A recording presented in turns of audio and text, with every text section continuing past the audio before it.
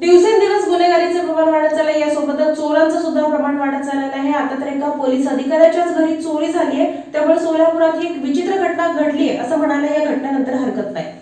सोलापुरात सामान्य जनताच काय पोलीस अधिकाऱ्यांच्या निवासस्थानही सुरक्षित नसल्याचं विजापूर नाका पोलीस ठाण्याच्या हद्दीत घडलेल्या घरफोडीच्या घटनेनं दाखवून दिलं। अज्ञात चोरट्यानं एका पोलीस अधिकाऱ्याच्या घराचं कुलूप तोडून घरातील 6 लाख रुपये किमतीच्या सोन्याच्या बांगड्या आणि 35,000ची रोकड चोरून नेली आहे। चोरट्यानं वरिष्ठ पोलीस निरीक्षक अश्विनी भोसले यांच्या घरातून हा ऐवज चोरून नेलाय। याबाबत मिळालेली माहिती अशी की पोलीस आयुक्तालय अंतर्गत एमआयडीसी पोलीस ठाण्याच्या वरिष्ठ पोलीस निरीक्षक अश्विनी शामराव भोसले मुंबईला वास्तव्यास असलेल्या त्यांच्या आईची प्रकृती बरी नसल्यानं त्यांना पाहण्याच्या निमित्तानं 16 डिसेंबर रोजी रात्री विजापूर रस्त्यावरील सैफुल भागातील पाटील नगरात त्यांचं घर बंद करून गेलेल्या होत्या।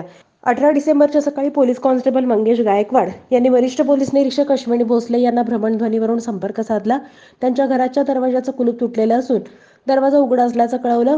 यावर वरिष्ठ पोलीस निरीक्षक अश्विनी भोसले यांनी पोलीस कॉन्स्टेबल गायकवाड यांना घरात जाऊन परिस्थितीची पाहणी करून घ्या, घराला कुलूप लावून दरवाजा बंद करा असं पाहणी करून घ्या सांगितलं।